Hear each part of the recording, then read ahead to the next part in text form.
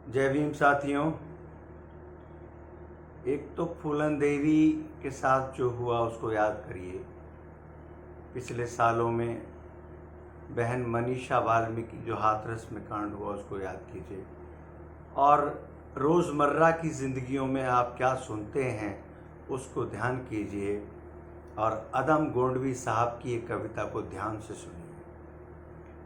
आइए महसूस करिए जिंदगी के ताप को, मैं चमारों की गली में ले चलूँगा आपको। जिस गली में भुखमरी की यातना से ऊब कर मर गई फुलिया बेचारी एक कुएं में डूब कर।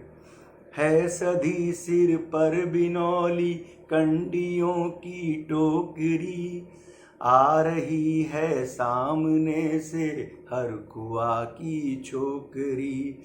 चल रही है छंद के आयाम को देती दिशा, मैं इसे कहता हूँ सरजू पार की मोनालिसा। कैसी ये भयभीत है हिरनी सी घबराई हुई, लग रही जैसे कली बेला की कुंभलाई हुई। कल को यह वाचाल थी पर आज कैसी मौन है, जानते हो इसकी खामोशी का कारण कौन है। थे यही सावन के दिन हर कू गया था हाट को, सो रही बूढ़ी उसारे में बिछाए खाट को। डूबती सूरज की किरणें खेलती थी रेत से, घास का गट्ठर लिए वो आ रही थी खेत से। आ रही थी वह चली हुई जज्बात में, आ रही थी वह चली खोई हुई जज्बात में। क्या पता उसको कि कोई भेड़िया है घात में।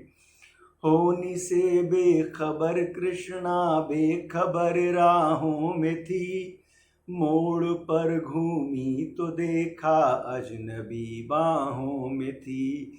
चीख निकली भी तो होठों में ही घुट कर रह गई, छटपटाई पहले फिर ढीली पड़ी फिर ढह गई। दिन तो सरजू के कछारों में था कब का ढल गया, वासना की आग में कौमार उसका जल गया।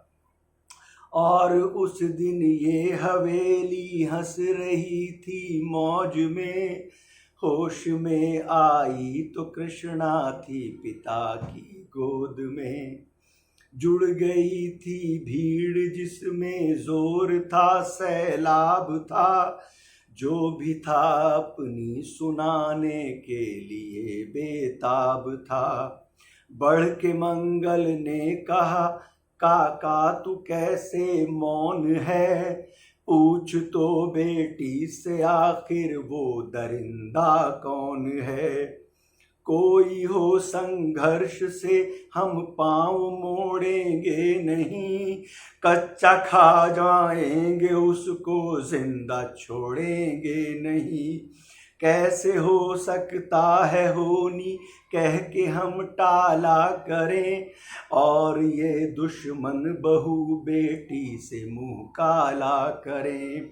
बोला कृष्णा बहन सो जाओ आज मेरे अनुरोध से, बच नहीं सकता है वो पापी मेरे प्रतिशोध से। पड़ गई इसकी भनक थी ठाकुरों के कान में, वो इकट्ठे हो गए सरपंच के दालान में। दृष्टि जिसकी है जमी भाले की लंबी नोक पर, देखिए सुखराज सिंह बोले हैं खैनी ठोक कर।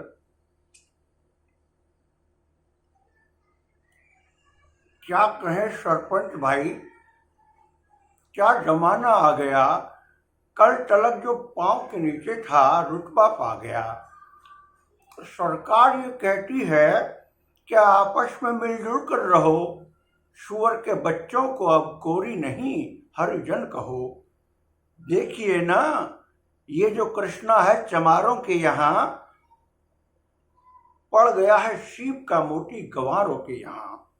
जैसे बरसाती नदी अल्हड़ नशे में चूर है, हाथ न पुट्ठे पर रखने देती है, बड़ी मगरूर है। भेजता भी है नहीं ससुराल इसको हर्क हुआ, फिर कोई बाहों में इसको भींच ले तो क्या हुआ। आज सरजू पार अपने शाम से टकरा गई, जाने अनजाने में लज्जत जिंदगी की पा गई। वो तो मंगल देखता था, बात आगे बढ़ गई, वरना ये मर्दूद इन सब बातों को कहने से रही। जानते हैं आप, मंगल एक ही मक्कार है और हरकू उसकी शह पे ठाने जाने को तैयार है। कल सुबह गर्दन अगर नपती है बेटे बाप की, गांव की गलियों में क्या इज्जत रहेगी आपकी। बात का लहजा था ऐसा, ताव सबको आ गया, हाथ मूंछों पर गए, माहौल भी सन्ना गया। क्षणिक आवेश जिसमें हर युवा तैमूर था, हाँ मगर होनी को तो कुछ और ही मंजूर था।